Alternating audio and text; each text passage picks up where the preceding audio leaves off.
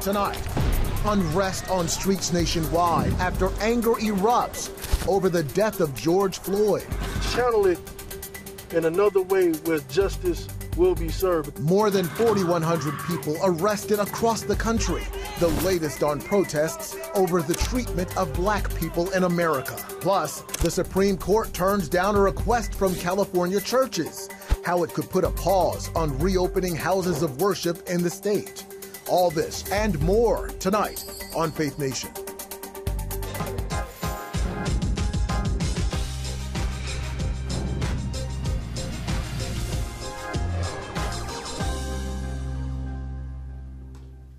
A nation on edge tonight as many areas anticipate another round of protesting. Welcome to Faith Nation. I'm Eric Phillips. John and Jenna are off tonight. Cities across the country are gearing up for the possibility of more protests. The past few days of demonstrations have led multiple states to declare a state of emergency. CBN's Gabe LaMonica has more from St. John's Church across the street from the White House. Tonight, President Trump is in the White House, where Secret Service agents ushered the president over the weekend into an underground bunker while riots here got out of hand. Justice! George Floyd! What began as peaceful protests in many places across the country devolved into violence. From North Carolina to Michigan and the Twin Cities, as thousands took to the streets in the days since George Floyd's death under the knee of a Minneapolis police officer. In the nation's capital, Washington joined the growing list of cities calling in the National Guard, deploying pepper spray at protesters as fires burned across the city, from the headquarters of the AFL-CIO labor union building to the historic St. John's Church across the street from the White House. I had a chance to walk through St. John's Episcopal Church, and like so many of you, I was quite angry at the vandalism and arson. D.C. Mayor Muriel Bowser is now extending a citywide curfew. We will not allow the continued destruction of our hometown by people who are coming here to protest or by D.C. residents. With many protesters focusing their ire on President Trump. Every time you get on Twitter, every time you say anything, sir, you're saying it out of violence, out of hate, and we're tired of being hated. The president, for his part, cast blame at the nation's governors, telling officials in a teleconference with governors that most of you are weak and you have to arrest people. Wearing a mask, President Trump's Democratic contender Joe Biden listened at a meeting with black church leaders in Delaware. The Band-Aid has been ripped off by this pandemic and this president. Nobody can pretend any longer what this is all about. This after more than 4,000 arrests across 22 cities in 3 days. The tactics that I saw last night by the people, the antagonists I will call them, appeared to be organized in nature. Hinting at systemic forces behind the riots, the district's police chief is promising more arrests. We will release all of the demographics. My public information office will give you the names of the arrestees, the demographics, where they're from. They were largely from this region that the people that were arrested. But I don't think that tells the whole story. I don't think we will have the whole story until we've made more arrests. With cleanup efforts underway across the country, U.S. Attorney General Bill Barr is sending riot teams from the U.S. Bureau of Prisons to Washington and Miami. They will join U.S. Marshals and DEA agents already deployed in D.C. Gabe LaMonica, CBN News, Washington. Gabe, thanks. New tonight, a new independent autopsy commissioned by George Floyd's family finds that he died from asphyxia due to neck and back compression. That's different from the official medical examiner report. Ahead of the findings released this afternoon, Floyd's brother, Terrence, visited the site where his brother died. He pled for peace instead of violence and destruction. Y'all doing nothing, because that's not going to bring my brother back at all. My family is a peaceful family. My family is God-fearing. So let's do this another way. Let's do this another way. Heartfelt words coming from the Floyd family. Joining us now is Dr. Jamal Bryant, senior pastor of New Birth Missionary Baptist Church in Metro Atlanta. Dr. Bryant, welcome. Good evening. Thank you. Well, you heard the plea coming from George Floyd's brother, and a lot of people in the church are wondering right now, what do we do during this time? How should Christians be responding? The amazing thing is that Ecclesiastes tells us that there's nothing new under the sun. The civil rights movement was confronted with a similar set of circumstances when 4 little girls found themselves blown to bits while in Sunday school in Birmingham. And the church came together and they felt the rage, the frustration, and the anger of their youth. And the church took on the leadership to move in a nonviolent way. I think that this is the greatest opportunity for the church to meet disillusioned millennials who are looking for some direction and a pathway of hope. The church has always been at the center of change in America, and this instance is no different. Well, some white believers want to stand in support of black people in their communities, but quite frankly, Pastor, they're not sure how to navigate that. What would be your message to our white brothers and sisters? Yeah, I think that just as we've done in days gone by in the civil rights movement with Dr. King, there were always white sympathizers and supporters. And what it is that we've seen over the last week, from Minneapolis to Brunswick, Georgia, to Baltimore, to D.C., what people are missing is that this has been a picture of cross-ethnic unity. Black and white, male and female are all marching together. And I think that we've got to perpetuate that same cycle so that we can show America that there is a different way, minus the looting and the rioting.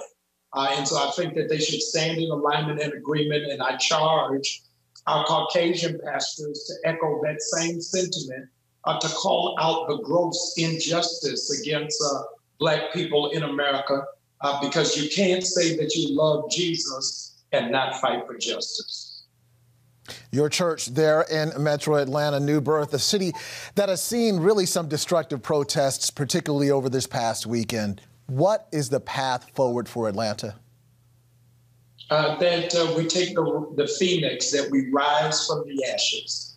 Today, all over D.C. and Atlanta, communities are coming out by the score to start the cleanup and the rebuilding process. The Bible says, be angry, but sin not, which means you got a right to be frustrated, to be disappointed, to be angry.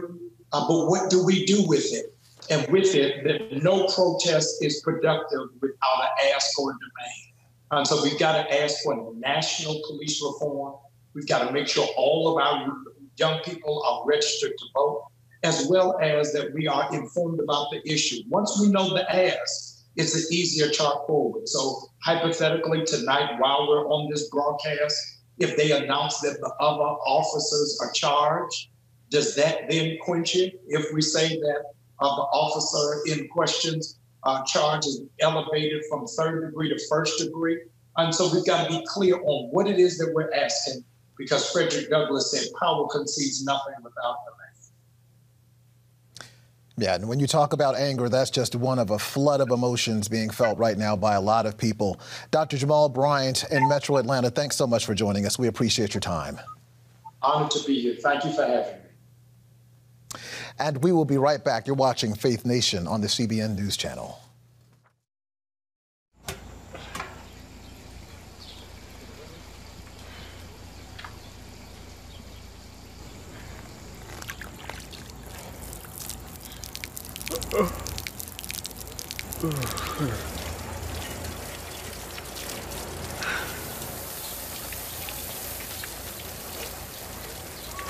Life is better with a good night's sleep. Get your free DVD or booklet of Protect Your Sleep as the world watches from the outside. It's a big diplomatic tug of war here in the Middle East. Go inside the story with Jerusalem Dateline. Israeli archaeologists are talking about a discovery that could change the thinking about the Temple Mount. Join CBN Jerusalem Bureau Chief Chris Mitchell and get the biblical perspective on the events shaping the world. What starts in Israel then ends up going to other places. Watch Jerusalem Dateline Friday night at 9:30 on the CBN News Channel. Life. It's meant to be lived fully. Jesus said it. I came to give you life. Life to the fullest. Life in your family. Life in your finances. Life in your body, mind, and spirit. Life in your everyday.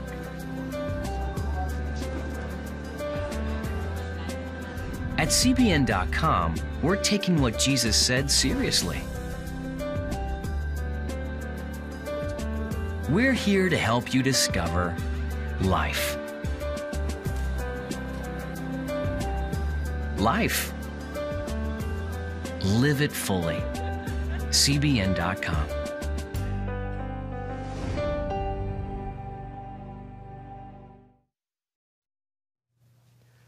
Welcome back. The Supreme Court rejected a California church's challenge to the state's restrictions on houses of worship. Chief Justice Roberts joined the court's liberal wing in the 5-4 ruling. In his opinion, Roberts said church leaders should be deferential to state and local officials who are trying to prevent a deadly virus. He said the restrictions don't appear to violate the First Amendment. California's regulations limit church attendance to 100 members or 25% of the capacity of its building, whichever is lower. The church said those restrictions are stricter than those put on grocery stores and other businesses. Joining us now to discuss this further is healthcare logistics expert Dr. Larry Kaplan, and a pleasure to have you with us today, Dr. Kaplan. It's my pleasure to be here. Well, let's pick up with the latest developments that we were just talking about out of California. Should churches be treated different than businesses when it comes to reopening? Well, churches, in my opinion, churches are essential. And from a healthcare perspective, the work that churches have been doing, and keep in mind, churches are not closed. The buildings may be closed, but church is not closed. The work the churches have been doing is in many ways not only essential, but it's also healthcare services. It's supporting mental health, supporting drug and alcohol abuse, supporting domestic violence, supporting, there's a host of things that the church does that, in my personal opinion, is essential. So I differ greatly from the findings. I think that we need churches more than ever right now. Well, everyone is trying to figure out how to safely open their businesses and their houses of worship. What steps are most important, and are there any things that perhaps the average person wouldn't be thinking about? Yeah, Docs Health is an organization that's been helping we're a logistics health organization. So we've been delivering care for the U.S. military for 25 years, school-based programs. So we have a lot of experience in getting care to populations where they operate and making sure that gets delivered. Churches can be open today in a way that allows the church to function the way it would normally function, as well as maintain the health issues that we've worked so hard to try and protect the country from the expansion of COVID-19. So there are a number of policies that can be put into place very rapidly for churches to go to open up at close to normal capacity. So what are some of those steps? Sure. So the first thing that the church would want to do is we want to put into place an actual written plan.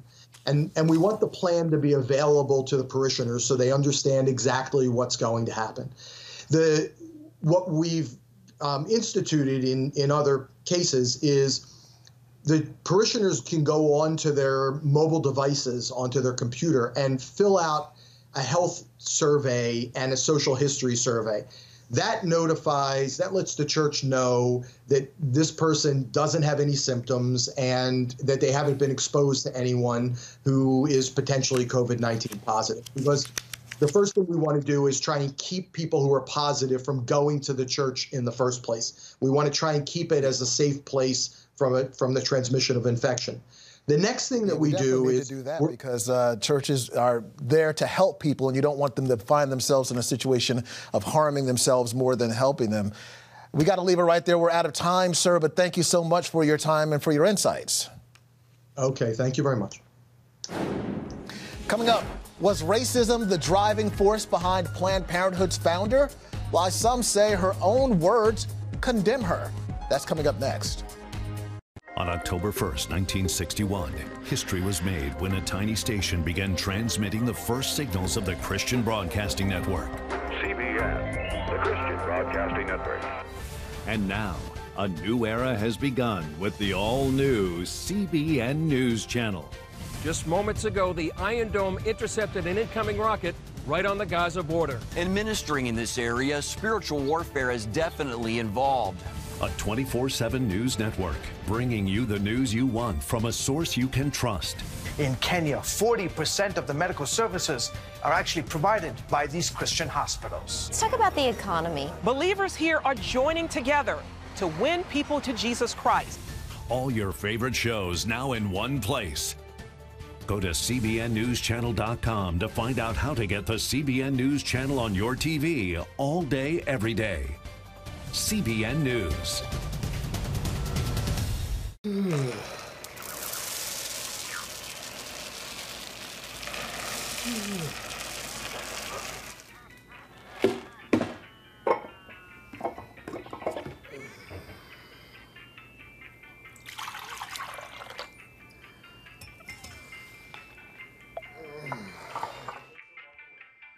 Life is better with a good night's sleep. Get your free DVD or booklet of Protect Your Sleep today. Life. It's meant to be lived fully. Jesus said it. I came to give you life. Life to the fullest. Life in your family. Life in your finances. Life in your body, mind, and spirit. Life in your everyday. At CBN.com, we're taking what Jesus said seriously. We're here to help you discover life. Life. Live it fully. CBN.com. Planned Parenthood hails its founder, Margaret Sanger, as a hero, ignoring the racism behind her ideals. When it comes to the woman at the heart of the abortion industry, is there a coordinated effort to change history? Charlene Aaron explains. As founder of the American Birth Control League, which later became Planned Parenthood, Margaret Sanger was no doubt a controversial figure with disturbing views on eugenics, race, and population control. While some argue she even wanted to exterminate the Black race, others are trying to erase that part of her past. The Mike Wallace Interview.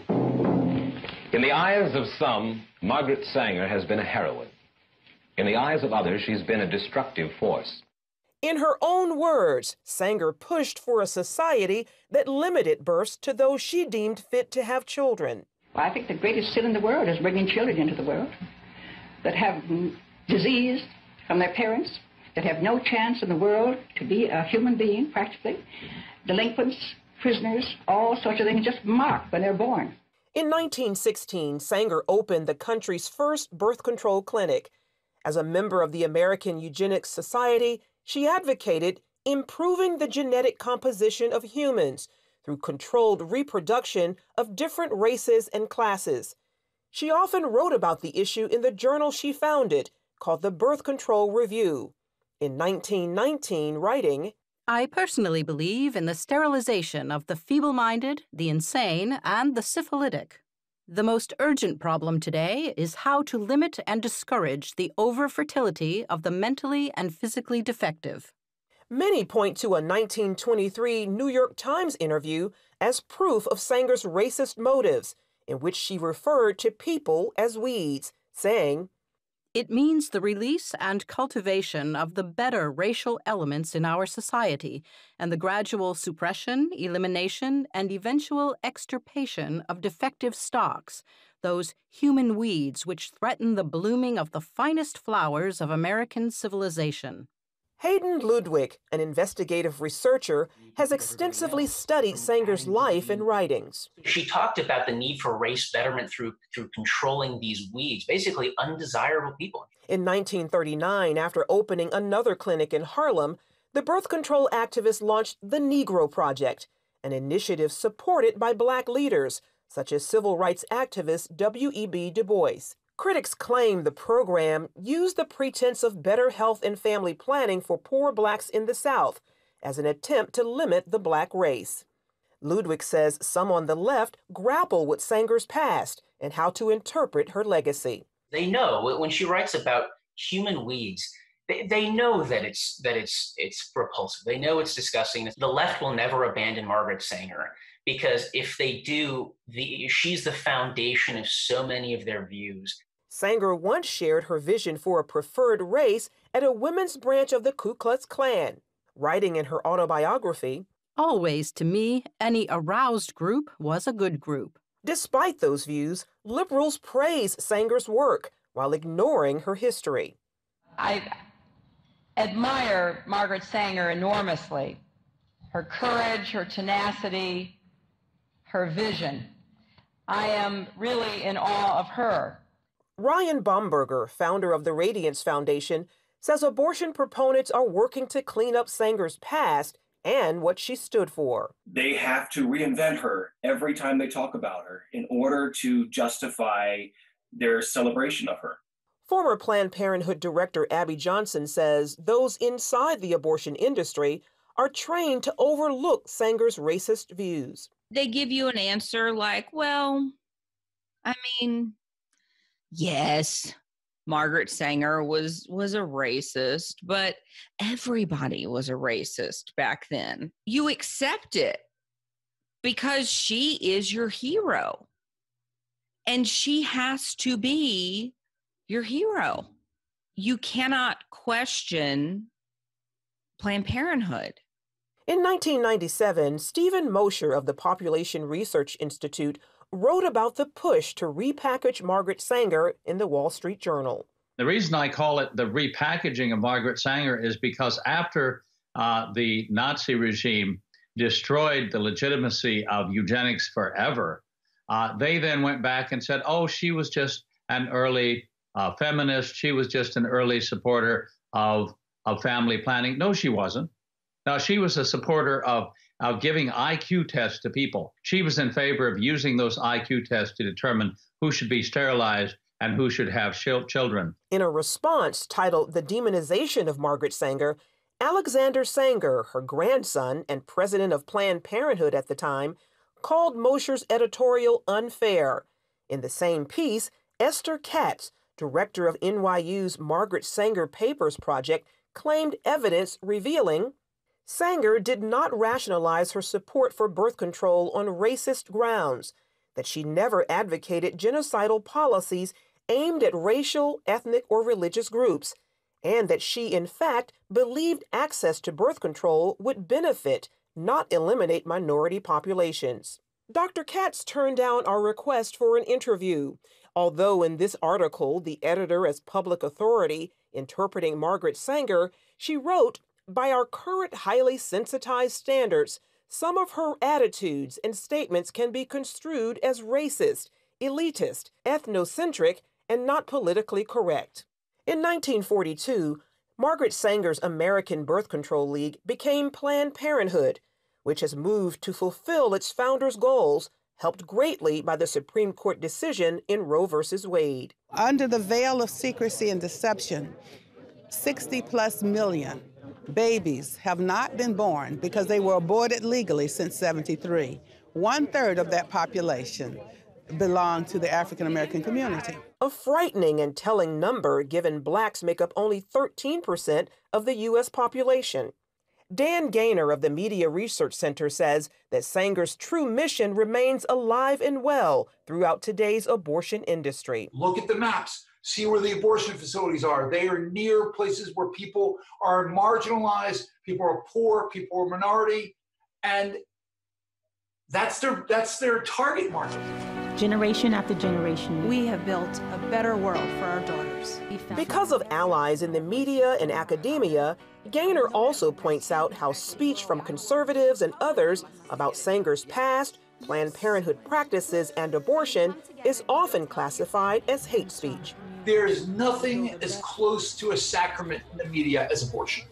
It is a holy writ that abortion is protected. And anybody who comes out against it, any organization, any business, anybody, the media swarm. So does social media. Facebook's new Oversight board, and this is really concerning, has 4 co-chairs. And they're going to be the appeals board for content. Well, one of the 4 Oversight board is on the board of an pro-abortion group. There's no pro-lifers. They're not there. The problem also exists on many college campuses. I remember at Harvard, they laughed when I was talking about the history of eugenics. And they said, that doesn't matter. Planned Parenthood is not like it was during Margaret Sanger's days. Those who oppose her views say not true and are committed to exposing her past for future generations. Charlene Aaron, CBN News.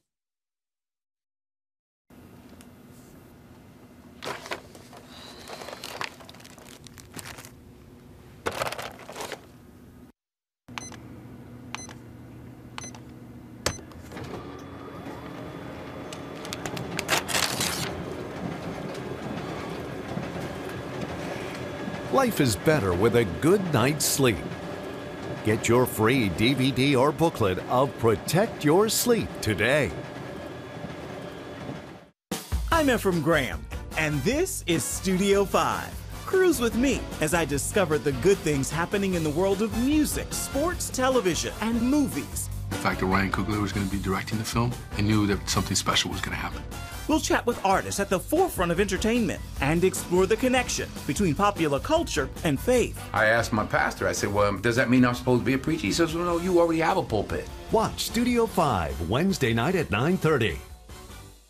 Remember for a moment what it was like to be a child. You believed every story you were told. You saw a world full of endless possibilities. What stories will the world's orphaned and at-risk children believe? We believe the Bible tells the only story truly worth believing. We believe that every child should have the opportunity to dream, the chance to take challenges and turn them into possibilities, the chance to stand on the promises of God, to recognize their place in the greatest story ever told. They have their whole lives ahead of them. Theirs is a world of endless possibilities. They are looking for a story to believe. We will tell them that story. Will you join us?